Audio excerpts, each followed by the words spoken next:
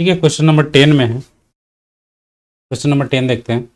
सीधी सड़क पर चलती हुई एक कार कुल दूरी का 1/3 भाग 20 किलोमीटर पर आवर और शेष 60 किलोमीटर पर आवर से पूरा करता है, तो इसका औसत चाल निकालना है। तो जैसा कि डेटा गिवन है तो ऐसे चलेंगे हम।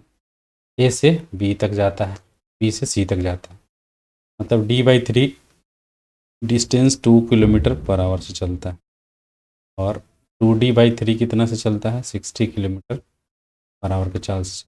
मतलब VAB गिवन है, VAB equals to 20 kilometre per hour. VBC कितना गिवन है, 60 किलोमीटर पर आवर। तो आपको टाइम निकालना है, तो TAB इक्वल्स टू क्या होता है, AB जितना कवर करता है अपन VAB।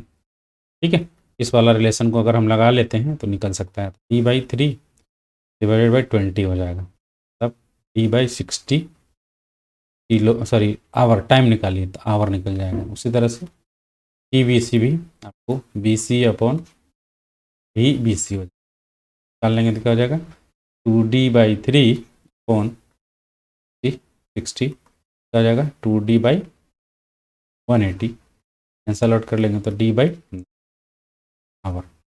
तो इस तरह से हमको ये निकल जाएगा, लेकिन एवरेज स्पीड निकालना है, एवरेज स्पीड निकालना, औसत चाल निकालना है। तो औसत चाल के लिए क्या होता है, total distance upon total time taken, ये वाला फॉर्मूला लगा देंगे। तो टोटल डिस्टेंस तो आपका D है, टाइम निकालना, इसलिए हम निकाल रहे थे कि D/90 हो जाएगा। अब LCM निकाल लेंगे, 60 और 90 का LCM निकालेंगे तो 32 और यहाँ पे 3 3 6 3 18, मतलब 180 हो जाएगा। यहाँ पे 1 हो जाएगा। बाकी LCM लेंगे तो 1 अपॉन क्या, 180 कितना, ये 3 + 2, मतलब सिंपल फाइनली क्या हो जाएगा, 180 डिवाइडेड बाई 5। 180 डिवाइडेड बाई 5, इसको कट करेंगे तो 36 किलोमीटर पर आवर इसका आंसर, D ऑप्शन हो जाएगा इसका।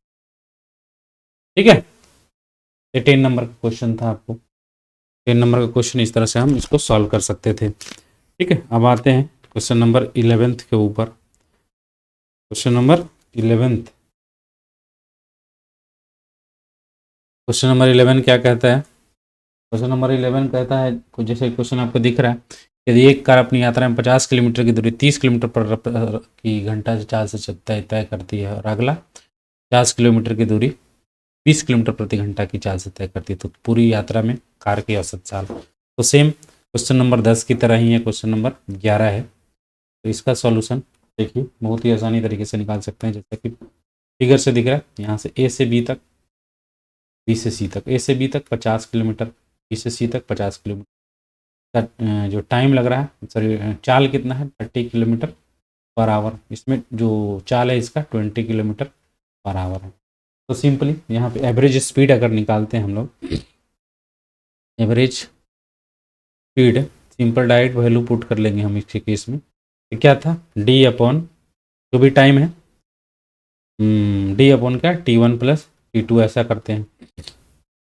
D तो 100 है ही, T1 क्या हो जाएगा आपका, T1 कितना हो जाएगा, 50/30, 50 अपॉन,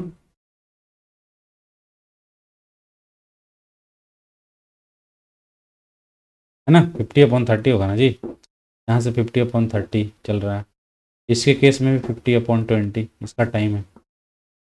ओके, इसको अगर सिंप्लीफाई कर लेते हैं, सिंप्लीफाई कर लेंगे तो क्या हो जाएगा, 100 अपॉन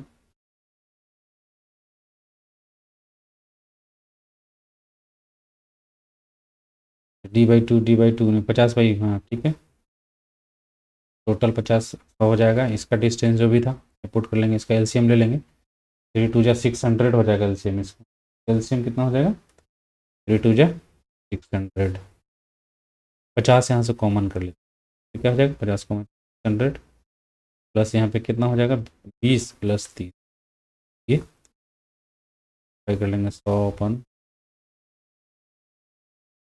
600, 100 × 600 डिवाइड बाई 50, 100 कट गया यहाँ पे, ये कट गया इससे 12, मतलब 12 आया यहाँ पे। तो सिंप्लीफाई कर लेंगे तो कितना मिल जाएगा, ये 24 24 kilometre per our, 24 kilometre per our average speed देखिए इसमें। ठीक है, इस तरह से इस क्वेश्चन को भी हम लोग सॉल्व कर लेते हैं।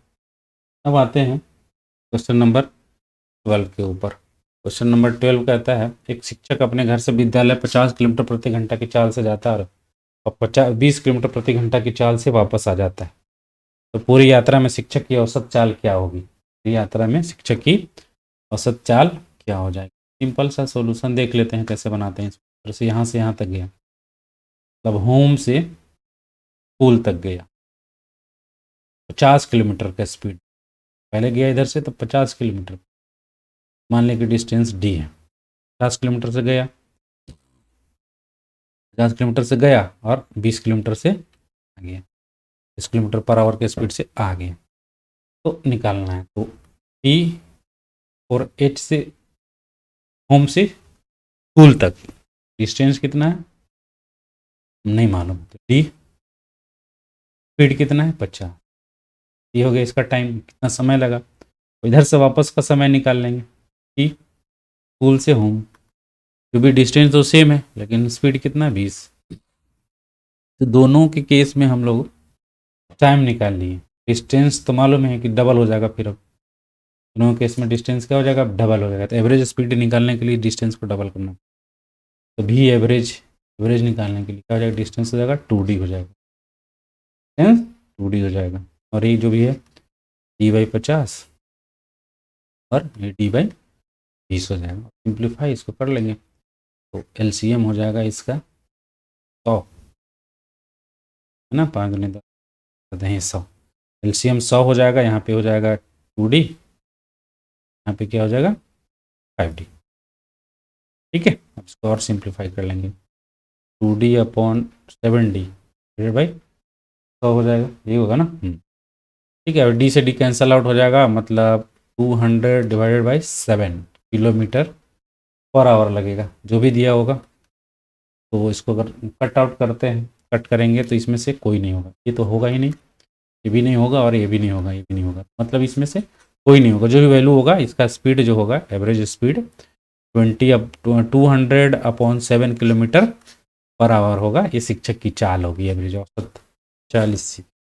आते हैं क्वेश्चन नंबर 13। क्वेश्चन नंबर 13 में कहता है कि एक कार अपनी यात्रा के प्रथम आधे समय 30 मीटर प्रति सेकंड की नियत चाल से चलती है और अगले आधे समय जब 60 मीटर पर सेकंड की चाल से चलती है, तो कार की औसत चाल क्या होगी? इसके केस में भी 13 के केस में भी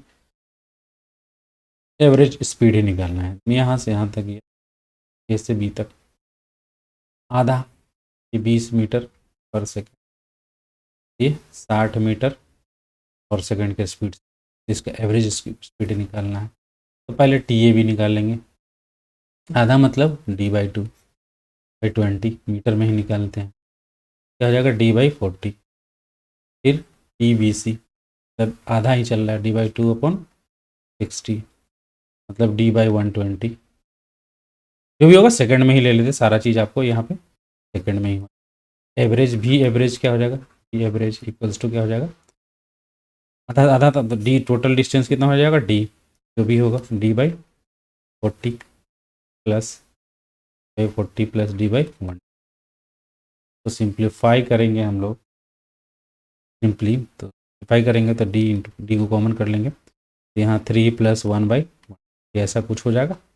अरे D से D कैंसल आउट हो जाएगा, मतलब 120 हो जाएगा, कैंसल आउट कर लेंगे तो 30 मीटर पर सेकेंड इसका एवरेज स्पीड होगा, नियत चाल से चलती है। इसका एवरेज स्पीड 30 होगा कि 40 होगा, जो भी होगा 30 होना चाहिए, आई थिंक 4×12 30 मीटर पर सेकेंड।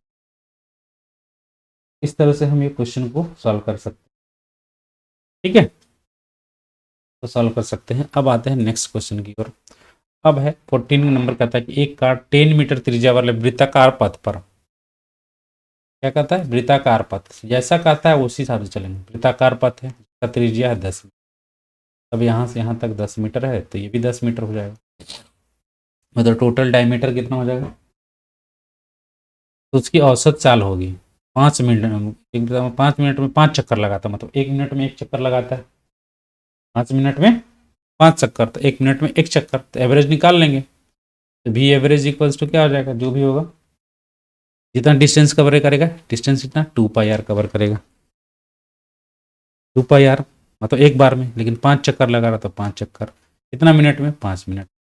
लगा लीजिए, 2π इंटू आर कितना था, 10, 5/5, 5 से 5 कैंसिल आउट हो जाएगा, मतलब 20π, मतलब ये 20π पर मिनट के केस में, हर एक मिनट में कितना एवरेज हो जाएगा, 20π पर मीटर पर मिनट का एवरेज होगा।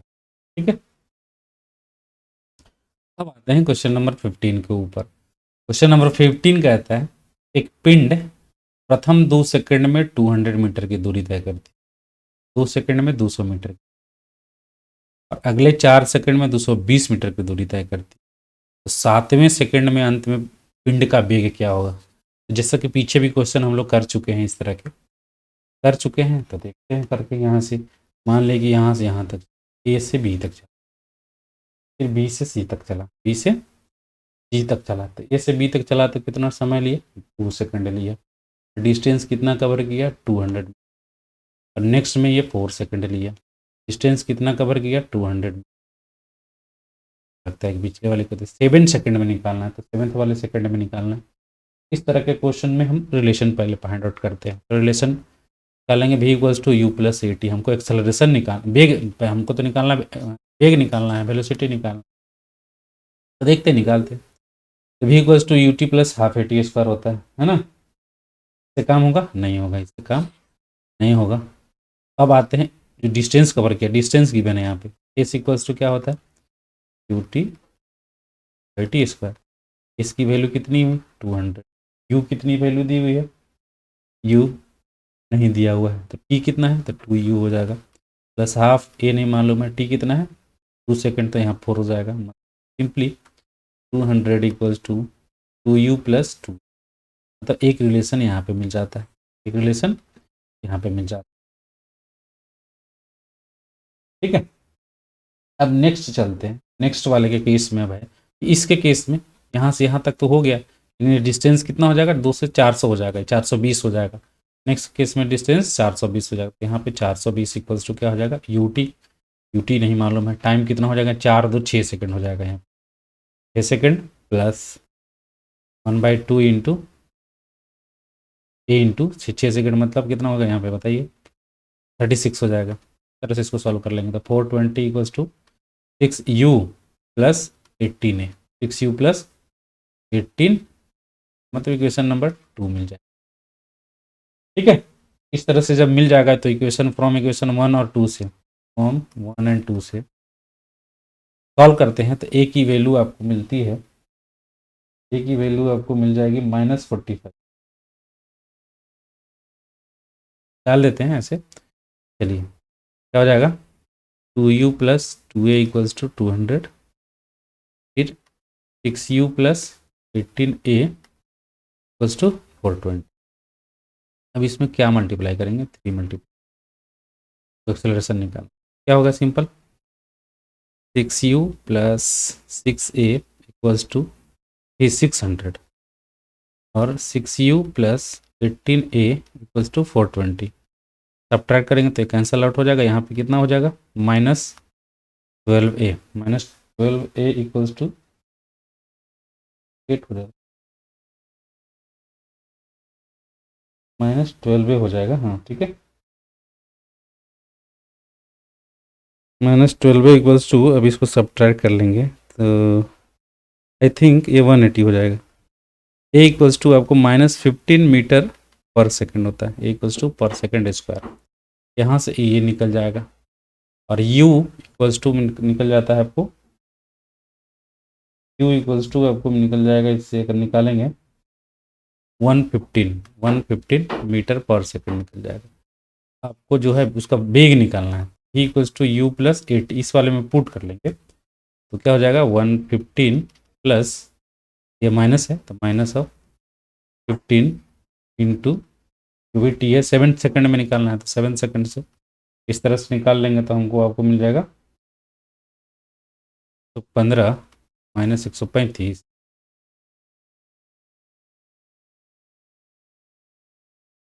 10 मीटर पर सेकंड। मिस्टेक हो गई।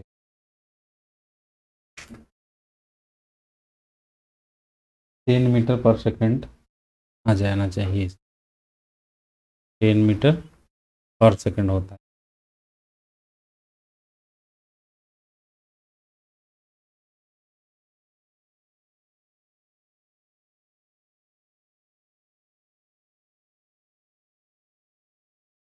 ये 105 होगा यहाँ पे 105 होगा, तो इसको सब्ट्रैक्ट करेंगे तो क्या होगा 10 मीटर पर सेकंड। लोग यहाँ पे गलत कर रहे थे। 10 मीटर 105 10 मीटर पर सेकंड होता है यहाँ पे 15 के केस में। इस तरह से इसका आंसर ये हो जाएगा। ठीक है, 15 के केस। अब आते हैं नेक्स्ट क्वेश्चन की ओर। नेक्स्ट क्वेश्चन आपका क्या है? नहीं, नेक्स्ट क्वेश्चन था कि एक कण का त्वरण ए समय के साथ समीकरण ए इक्वल्स टू बी टी के अनुसार बढ़ता है। यदि कण का प्रारंभिक वेग v नॉट हो तो t समय के कण का विस्थापन क्या होगा? ए इक्वल्स टू दिया, ए इक्वल्स टू दिया हुआ है, समझे? तो सिंपल क्वेश्चन, क्वेश्चन नंबर 16 में अगर बढ़ते हैं हम लोग आगे, सॉल्यूशन है दिया हुआ है, देखते हैं क्या है। ए इक्वल्स टू बी टी दिया हुआ है, बढ़ता है। कण का प्रारंभिक वेग v नॉट दिया हुआ है, तो इस समय में कण का विस्थापन क्या होगा? मतलब एक्सेलरेशन दिया हुआ, एक्सेलरेशन दिया हुआ है, मतलब आपको d v by d t दिया हुआ, d v by d t equals to b t. ठीक है, लेकिन आपको वेलोसिटी विस्थापन निकालना है। विस्थापन का मतलब क्या होता है? डिस्प्लेसमेंट। तो d v by d t दिया हुआ है, तो अगर इससे हम निकालते हैं तो d v by d t equals to दिया हुआ है, तो इस तरह से हम निकालते हैं तो बी टी हो जाएगा। हमको तो पहले वेलोसिटी फाइंड आउट करना होगा, तो डी वी इक्वल्स टू क्या हो जाएगा? D t into d t, b t into d t, b t into d t है। तो देखते हैं, तो इसको इंटीग्रेट करेंगे तो आपको डी वी इंटीग्रेट करेंगे b t into d t, ऐसा इंटीग्रेट कर देते हैं। क्या होता है ये v इक्वल्स टू क्या मिल जाएगा? डी टी स्क्वायर बाई 2 मिल जाएगा। तो ऐसा मिल जाएगा v, तो वेलोसिटी निकल गया। लेकिन हमको इससे भी काम नहीं होगा, हमको विस्थापन चाहिए। तो d x by d t equals to क्या हो सकता है? ये v। ठीक है, तो b t square divided by 2 है। अब फिर से इसको इंटीग्रेट कर लेंगे बोथ साइड, तो x इक्वल्स टू क्या मिल जाएगा? B t by b by 2 यहाँ पे टी क्यू बाई 3, मतलब b बाई 6 टी क्यू हो जाएगा x। ठीक है, ये मिल जाएगा इस तरह से। इस तरह से हम लोग सॉल्व कर सकते हैं।